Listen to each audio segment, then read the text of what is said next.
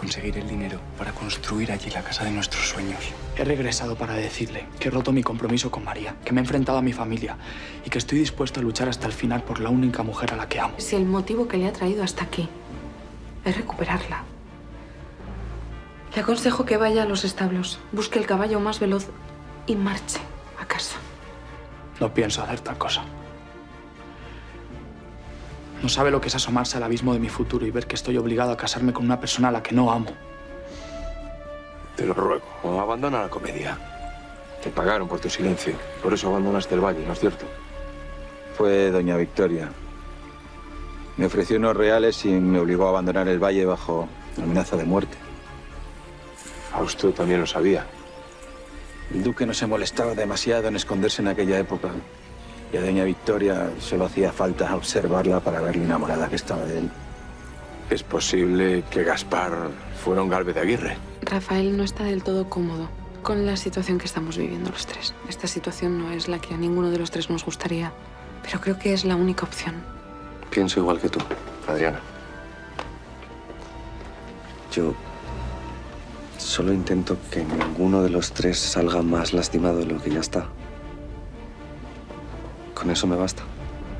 ¡No! ¡No! ¡No! Así que quieren charlar conmigo. ¿Qué tiene eso de raro?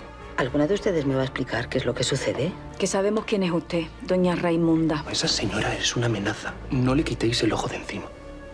Lo único que busco es evitar que las voluntades corrompidas del duque y de doña Victoria salgan de nuevo triunfantes.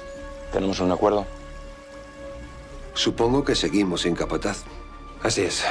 Los que no son demasiado mayores adolecen de experiencia y no son dignos de confiar. Pero tu búsqueda ya ha terminado. ¿Cómo que ya ha terminado? Tienes delante de ti al hombre que será nuestro nuevo capataz. Don Leonardo estará bromeando, ¿no? En absoluto. ¿Cuánto cree que podrá soportar? ¿Sabes qué busca Rafael en una dama? No sabría decirte. Mi hermano es muy reservado con los asuntos románticos. Bueno, entonces me encargaré de indagar entre las invitadas a ver cuáles se adecuan más a él y se las presentaré personalmente. Y si surge la magia, por fin tendría en la cabeza algo más que tierras, tierras y más tierras. Una buena mujer a su lado atemperaría su carácter. Dios la ha castigado. Conmovido por el crimen que cometió usted contra mi hermana, ha querido hacer justicia. Quizá haya algo que pueda hacer para animarla. ¿Y qué es? A ver qué te parece lo que he pensado. Es posible que te necesite.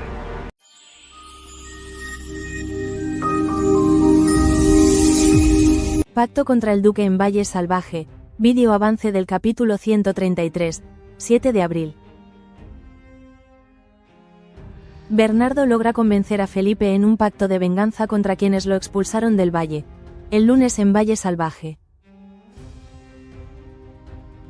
Bernardo, en un rincón apartado de la vieja posada, se reunía con Felipe, un antiguo habitante del valle que había sido expulsado en circunstancias sospechosas.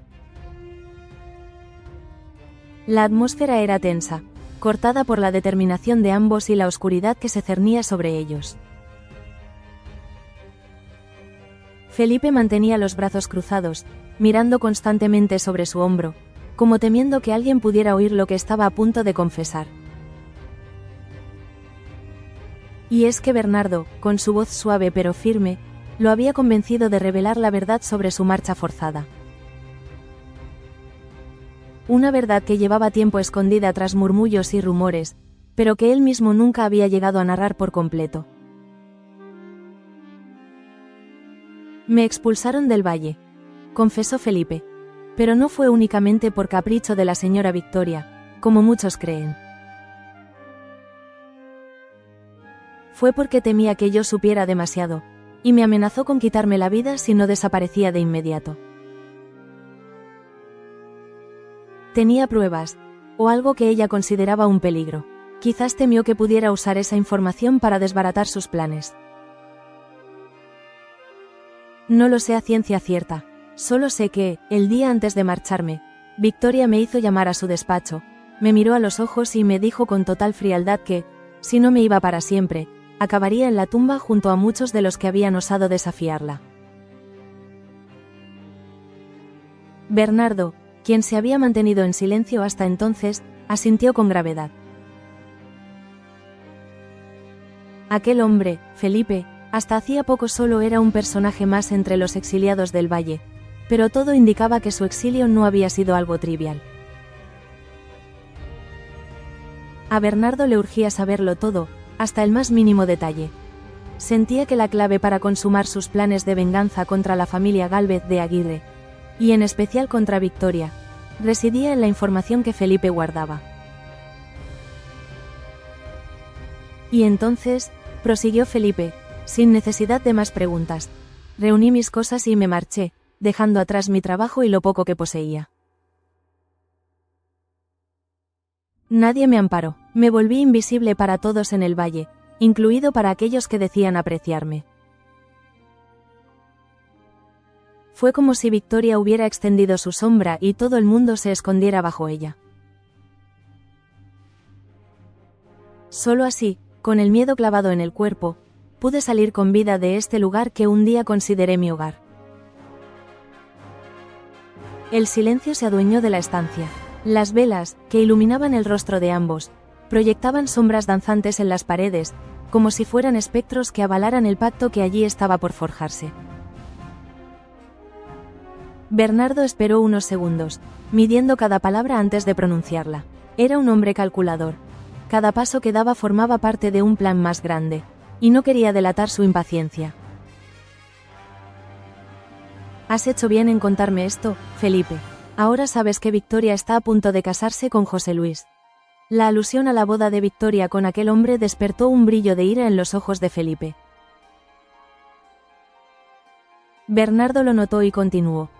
Todo ha sucedido con demasiada rapidez, pues, tras la sospechosa muerte de Pilara, otra mujer muy cercana a José Luis, nada detuvo a Victoria en su afán de contraer matrimonio para sellar alianzas y asegurarse aún más poder. Si querías pruebas de que ella está dispuesta a todo, ahí las tienes. Pilara desapareció en circunstancias poco claras, y aunque muchos solo murmuran a escondidas, yo estoy seguro de que, de haber sido un obstáculo para los planes de la señora, terminó pagando un precio fatal. El rostro de Felipe se ensombreció aún más. Sentía rabia y dolor. En ese instante comprendió que, si deseaba cobrar venganza, tendría que aliarse con alguien que conociera a fondo los entresijos del valle y que tuviera la suficiente audacia para enfrentarse a la todopoderosa Victoria y su círculo. Esa persona, sin duda, parecía ser Bernardo. Entonces, ¿me propones unir fuerzas para acabar con ambos?, preguntó Felipe, con la voz apenas contenida. Exacto, pero, primero que nada, quiero que comprendas que no se trata solo de un asunto personal mío, sino de una justicia que el valle entero está reclamando, respondió Bernardo, inclinándose hacia él. Sus ojos brillaban con la excitación de quien ve cerca la oportunidad de ajustar cuentas. Felipe se tomó su tiempo para responder. Pasaron unos segundos eternos, interrumpidos únicamente por el sonido de las maderas que crujían en el techo. Finalmente, cerró el puño con determinación y respondió, lo haré. Pero quiero asegurarte algo. No me detendré ante nada si eso significa ver a Victoria reconocer sus crímenes. Haré lo que sea necesario. No soporto la idea de que esa mujer siga aumentando su poder y sepultando en el olvido a quienes nos ha destruido. La sonrisa en los labios de Bernardo, casi imperceptible, anunció el nacimiento de un pacto que cambiaría para siempre los destinos de muchos en el valle. Ahora sí, todo el odio, resentimiento y miedo tenían una dirección clara. Lo que ambos no sabían es hasta qué punto se verían arrastrados por sus propios planes, ni cuántos inocentes podrían caer en la vorágine de su ambición y sed de revancha. Mientras tanto, en otro rincón de este extenso escenario, Alejo, noble de cuna, pero de espíritu aventurero, planeaba un futuro lejos del valle. Su vida, tan llena de lujos y comodidades, se había vuelto una jaula dorada que lo sofocaba. Él se confesaba a sí mismo, en la soledad de sus estancias, que amaba a la doncella con la que planeaba huir. Anhelaba sostenerla entre sus brazos sin sentir el peso de las miradas reprobatorias de la aristocracia local. Sobre todo, soñaba con vivir sin la hipocresía de los salones y los comentarios malintencionados que enrarecían el ambiente cada vez que se atisbaba un atisbo de libertad personal. Por eso, ya había decidido renunciar a los privilegios de su apellido. Anhelaba una vida honesta, más simple, sin la amenaza constante de los juegos de poder. Por su parte, Leonardo, un joven marcado también por la sangre noble, se debatía en un dilema similar. Había heredado un título y una serie de responsabilidades que jamás deseó. En su fuero interno, se rehusaba a vivir bajo el mandato de su padre, el marqués, y mucho menos quería un matrimonio arreglado con alguien a quien no amaba. Vivir encadenado a los designios de la aristocracia le parecía una condena peor que la muerte. Fue así que, tras negarse a retomar su vida como noble, se vio obligado a aceptar la oferta de José Luis, quien le propuso convertirse en el nuevo capataz de la finca. Un trabajo inesperado para alguien de su linaje, pero que le abría al menos una puerta a la independencia. Sin embargo, esta propuesta desconcertó por completo a Rafael, quien hasta el momento había sido hombre de confianza y mano derecha de los Gálvez de Aguirre. Rafael, sumido en su frustración, no podía evitar sentir que aquella posición de capataz le correspondía a él de manera natural. Desde hacía años, había trabajado bajo las órdenes de la familia, soportado desplantes y desaires, y aunque no pertenecía a la nobleza, se había ganado el respeto de muchos con su dedicación. Ahora, José Luis le arrebataba esa oportunidad para dársela a Leonardo, un joven de gustos refinados pero supuestamente desentrenado para el rigor del trabajo. No era difícil adivinar por qué Rafael mantenía el ceño fruncido y las manos apretadas. Su temperamento se agriaba conforme pasaban las horas, lo que su amigo Guillermo percibió de inmediato. «Necesitas distraerte, Rafael», le dijo Guillermo, dándole una palmada en la espalda. «Viene una fiesta pronto, y ahí podremos buscarte novia, o al menos alguien con quien pasar un buen rato. No dejes que esta decepción te eche a perder todo el ánimo. Tu valía no la define el puesto de capataz». Rafael forzó una sonrisa, pero solo él sabía la tormenta interna que lo carcomía. Sentía que cada día que pasaba, los lazos que lo unían a esa finca se deshacían un poco más. Para colmo, en medio de su rabia, también experimentaba un pinchazo de culpa, pues no ignoraba que Leonardo estaba haciendo lo que creía correcto. Y, sin embargo, ¿por qué tenía que ser precisamente él, un noble reacio a ejercer como tal, quien ocupara el puesto por el que Rafael había luchado tanto tiempo? Por otro lado, Leonardo buscó apoyo en Adriana, una amiga fiel y confidente que comprendía su complicada posición. En la penumbra del jardín, mientras la noche se cernía sobre el valle, Leonardo se sinceró con ella. «No puedo casarme con alguien a quien no amo», murmuró, con el corazón en un puño.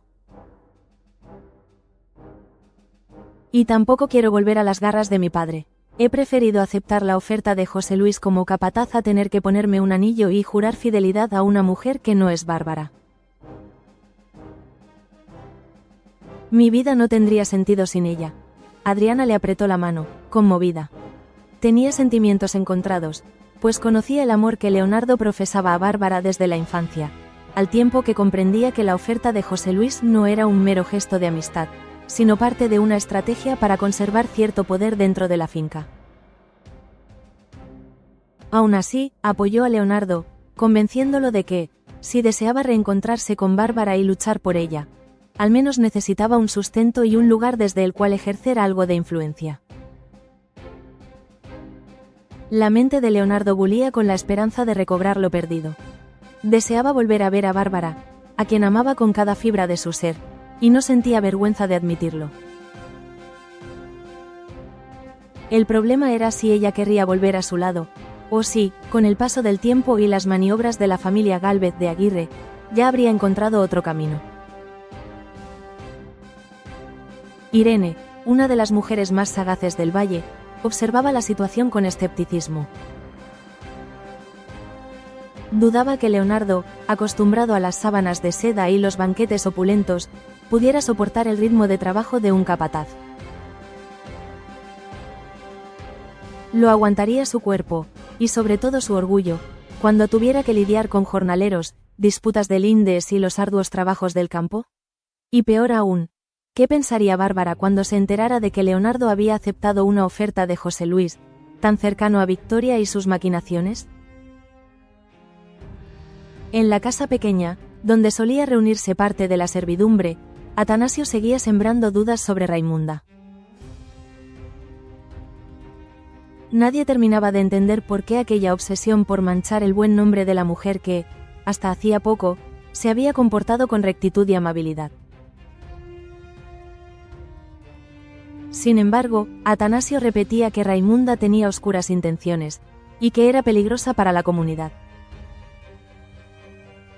Lo hacía con tal insistencia, que muchos comenzaron a desconfiar de ella. Pero Matilde, una mujer veterana y perspicaz, empezó a sospechar que detrás de tanta maledicencia por parte de Atanasio se escondía algo personal. ¿Acaso tenía cuentas pendientes con Raimunda? ¿Era un rechazo amoroso que lo había convertido en un hombre resentido? O, peor aún, descubrió algo comprometedor y pretendía extorsionarla. Matilde, decidida, se propuso investigar, disimulando curiosidad con un fingido desinterés. Quería descubrir qué motivaba a Atanasio a difundir rumores que amenazaban la armonía en la casa pequeña. Mientras tanto, las tensiones aumentaban, y la atmósfera en la cocina se volvía irrespirable cuando Atanasio cruzaba mirada con Raimunda.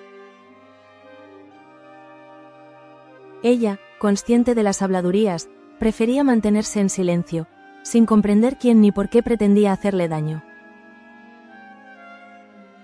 Al otro lado de la finca principal, Mercedes se enfrentaba de nuevo con Victoria. El motivo era el mismo de siempre: la muerte de Pilara, acontecida hacía no tanto tiempo, en circunstancias que nadie terminaba de esclarecer. Para Mercedes, todo apuntaba a que Victoria estaba directamente implicada. No tenía forma de demostrarlo, pero su intuición le gritaba que Pilara sabía algo que no debía, o suponía un obstáculo para los planes de la señora, y ésta no dudó en quitarla de en medio. Así lo expresó abiertamente, con la voz temblando de rabia: «Tú la mataste, Victoria». No pude probarlo, pero sé que eres la responsable.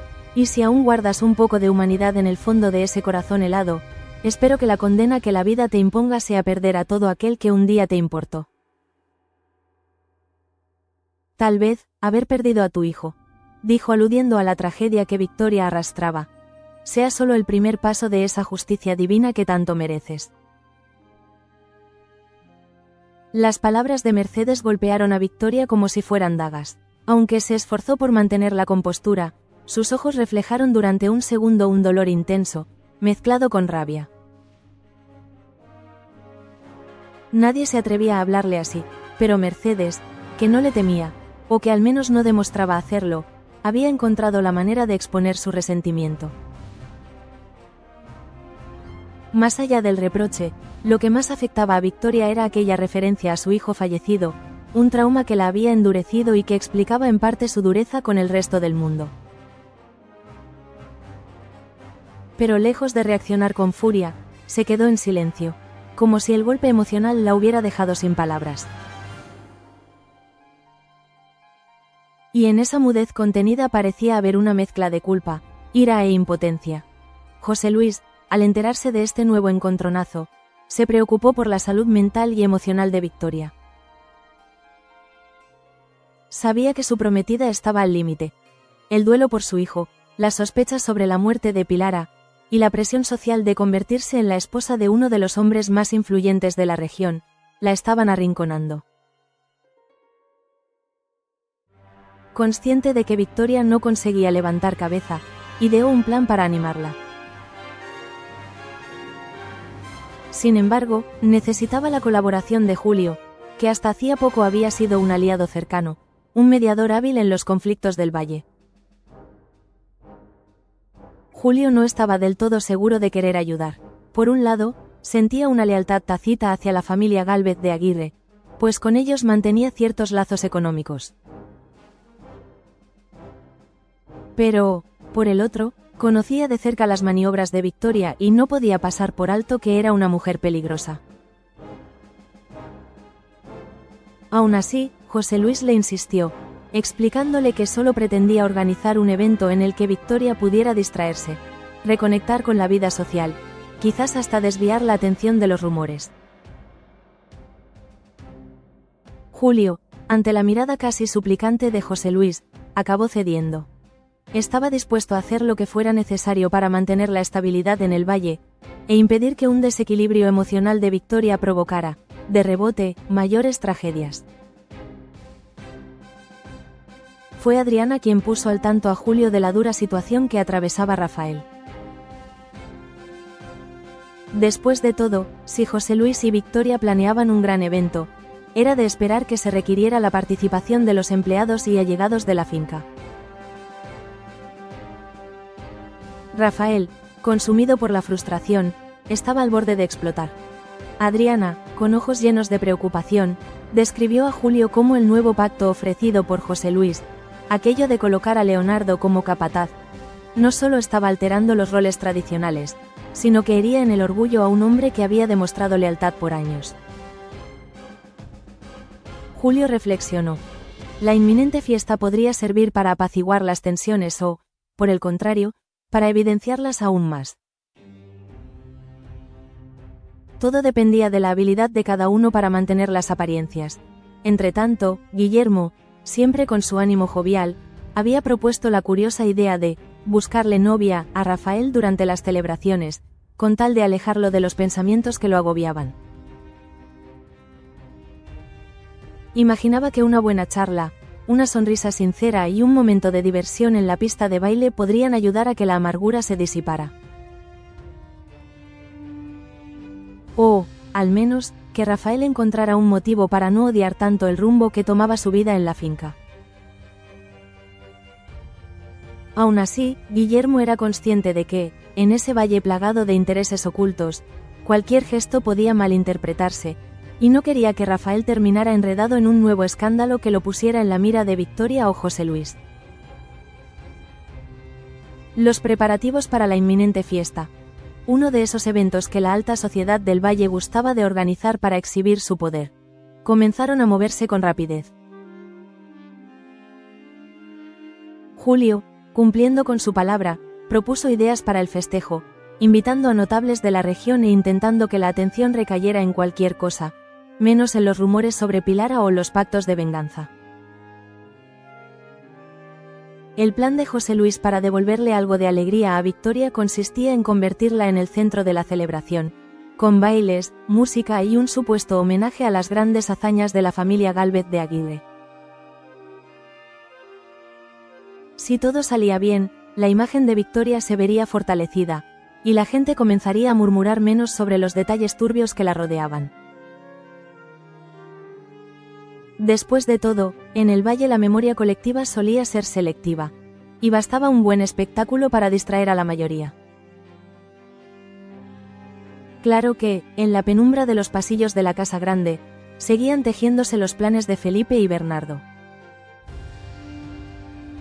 La curiosidad y el rencor los empujaban a investigar cada movimiento que Victoria y José Luis hicieran en pro de su boda.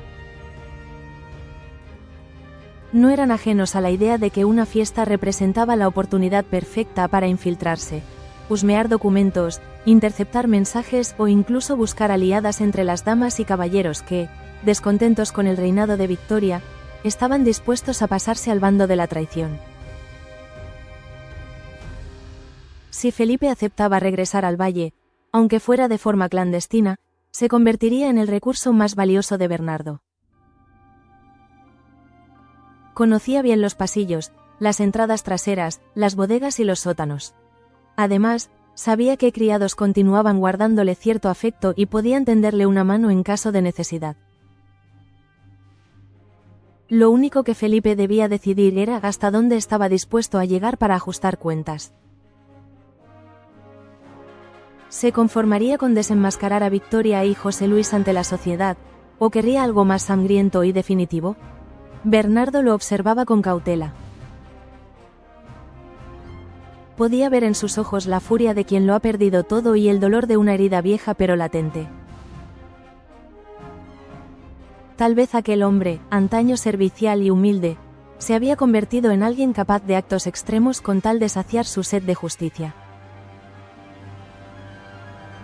Ese mismo anochecer, Alejo ultimó los detalles de su huida con la doncella. Le expresó su amor con palabras que emanaban de lo más profundo de su ser. Ella, conmovida, le rogó que fuera prudente.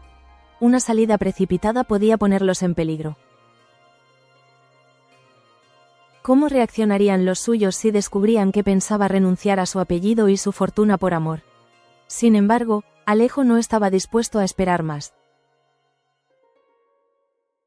Temía que la boda entre Victoria y José Luis provocara un terremoto político en el valle, y que cualquier esperanza de escapar sin ser rastreado se esfumara entre las alianzas que se estaban forjando.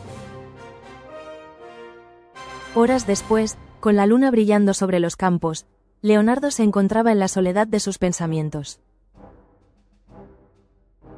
Se repetía a sí mismo que, si todo salía bien, si lograba adaptarse a su nuevo trabajo de capataz y demostrar a todos que no era un mero noble, quizá podría aspirar a un poco de libertad para vivir su amor con Bárbara.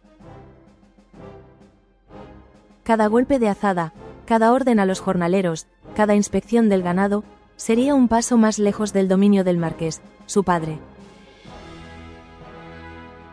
Pero no podía ignorar las dudas de Irene, quien desde las sombras, con una copa de vino en la mano, lo miraba con una mezcla de compasión y desconfianza. Para ella, Leonardo encarnaba la contradicción misma. El hijo de una familia poderosa, que reniega de sus privilegios, aceptando un trabajo duro que, en teoría, no necesita. ¿Cuánto tiempo aguantaría bajo el sol abrasador, con las manos llenas de callos y la ropa manchada de barro? Por su parte, Adriana, sensible a las dificultades de todos, no dejaba de preocuparse. Tenía un lazo de confianza con Julio y con Rafael, y sabía que ninguno estaba en paz con la nueva jerarquía dentro de la finca.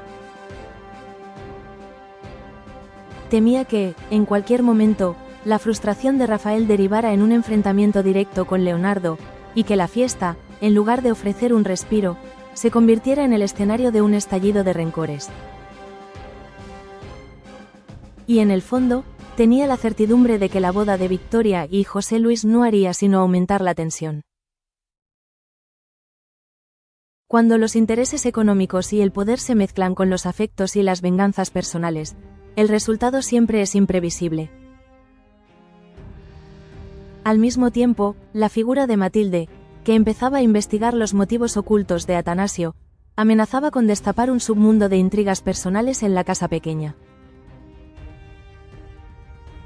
En ese microcosmos, las palabras de Atanasio iban minando la reputación de Raimunda, y ya se escuchaban conversaciones susurradas en las cocinas. Algunos decían que Raimunda colaboraba con forasteros para organizar un motín, otros, que escondía un pasado tan turbio como el de la mismísima Victoria.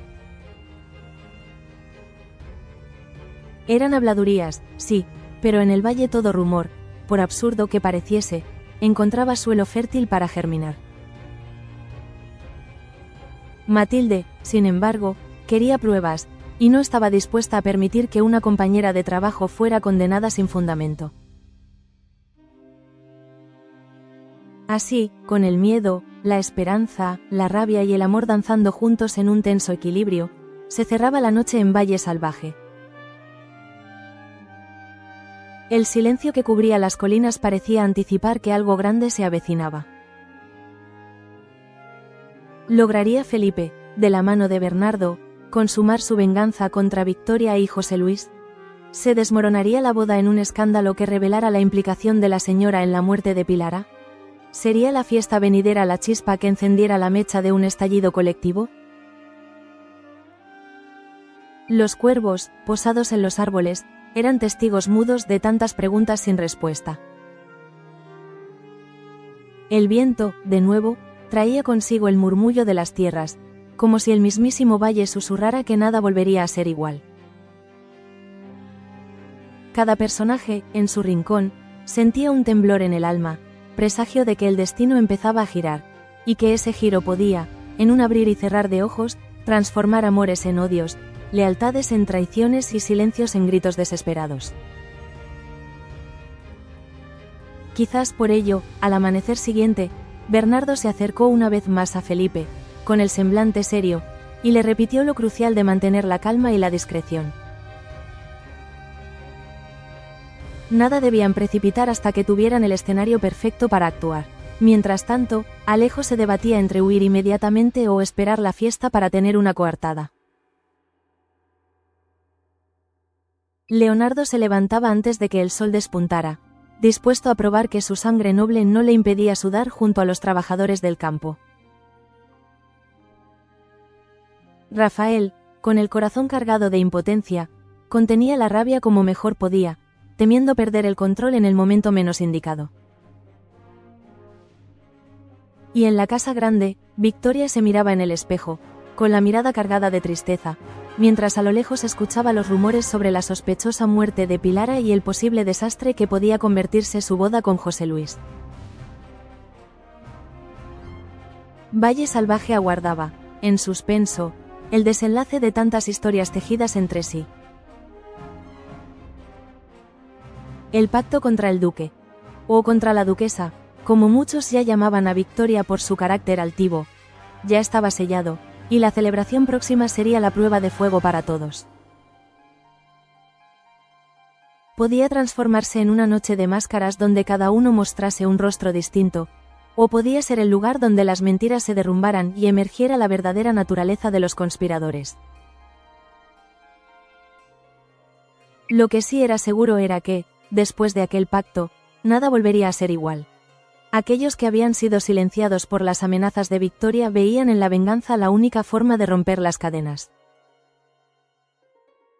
Y aquellos que, como Rafael o Leonardo, pretendían labrarse un futuro digno, corrían el riesgo de ser arrastrados por el torbellino de intrigas que enredaba a los poderosos del valle.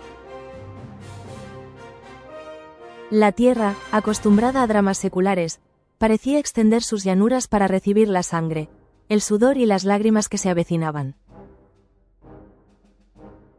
Y la memoria colectiva, tan frágil, pronto quedaría marcada por un nuevo capítulo de la historia, cuya pluma principal se forjaría con la rabia contenida y el amor contrariado.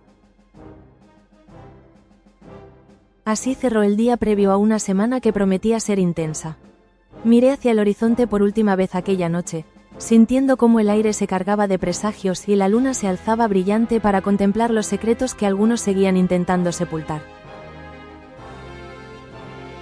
Porque en Valle Salvaje, por más que la nobleza se disfrace y la servidumbre calle, el pasado siempre regresa, y la justicia, o la venganza, tarde o temprano encuentra su camino entre los campos y las sombras de los viejos salones. Y, esta vez, era solo cuestión de tiempo para que el pacto forjado entre Felipe y Bernardo resonara por todos los rincones, reclamando un ajuste de cuentas contra quienes creyeron que sus crímenes pasarían inadvertidos. Una luz tenue se coló por la rendija de una ventana, iluminando a Felipe, que en silencio cerró un puño y se juró a sí mismo que no volvería a huir. Sabía que, si la venganza se consumaba, todo cambiaría. Y quizás, solo quizás, una nueva era de esperanza y libertad nacería de las cenizas de tanta traición.